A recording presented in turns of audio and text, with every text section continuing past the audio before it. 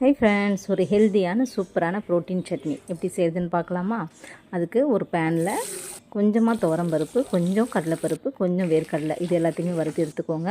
மறுபடியும் ஒரு பேனை வச்சு எண்ணெய் ஊற்றிக்கோங்க. அதில் ஒரு வெங்காயம் போட்டுக்கோங்க, ஒரு 4 பல் பூண்டு, கொஞ்சமாக இஞ்சி போட்டுக்கோங்க, ஒரு 3 வரமிளகாய், கொஞ்சமாக புளி, ஒரு கொத்து கருவேப்பிலை. அது கூட நம்ம எண்ணெயில் போட்டு வறுத்து வச்சுருக்கோம் இல்லைங்களா, பருப்பு வகைகள் இதை எல்லாத்தையும் போட்டு நல்லா மிக்ஸ் பண்ணி ஆற வச்சுட்டு மிக்ஸி ஜாரில் ட்ரான்ஸ்ஃபர் பண்ணிக்கோங்க. அதில் கொஞ்சமாக உப்பு போட்டு நல்லா மழன்னு அரைச்சி எடுத்துக்கோங்க. அரைச்சி தாளிப்புக்கு எண்ணெய் ஊற்றி கடுகு, காஞ்ச மிளகாய், கருவேப்பிலை, கொஞ்சமாக பெருங்காயத்தூள் போட்டு தாளித்து கொட்டி இறக்குனிங்கன்னா சூப்பரான ப்ரோட்டீன் சட்னி ரெடி ஆகிடும். அதுக்கு நான் மினி தோசை தான் செஞ்சுருந்தேன். இந்த மினி தோசையை இந்த சட்னியோட தொட்டு சாப்பிட ரொம்ப டேஸ்ட்டாக இருந்துச்சு. நீங்களும் ட்ரை பண்ணி பாருங்கள்.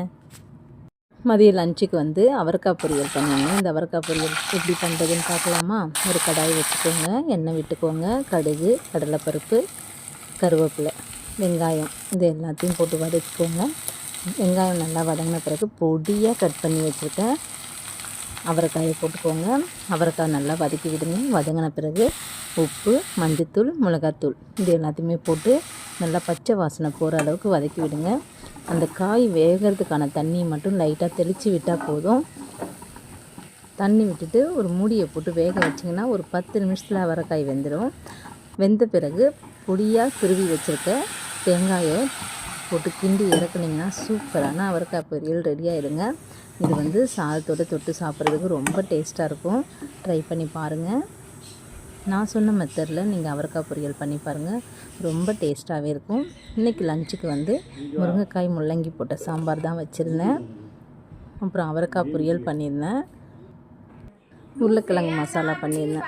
அவரைக்காய் பொரியல் குழந்தைங்க கொஞ்சம் கஷ்டப்பட்டு தான் சாப்பிடுவாங்க. அதனால் கொஞ்சம் உருளைக்கிழங்கு பொரியல் பண்ணால் அதையும் மிக்ஸ் பண்ணி சாப்பிட்றப்ப ஒன்றும் பெருசாக தெரியாது.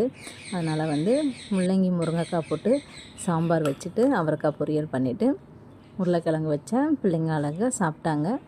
நம்ம வீட்டில் இன்றைக்கி காலைல பிரேக்ஃபாஸ்ட்டும் அதே லஞ்சுக்கு இது தான் பண்ணியிருந்தேன்.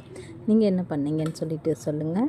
இந்த வீடியோ பிடிச்சிருந்துச்சின்னா லைக் பண்ணுங்கள், ஷேர் பண்ணுங்கள், சப்ஸ்கிரைப் பண்ணுங்கள் ஃப்ரெண்ட்ஸ். ஓகே, பாய்.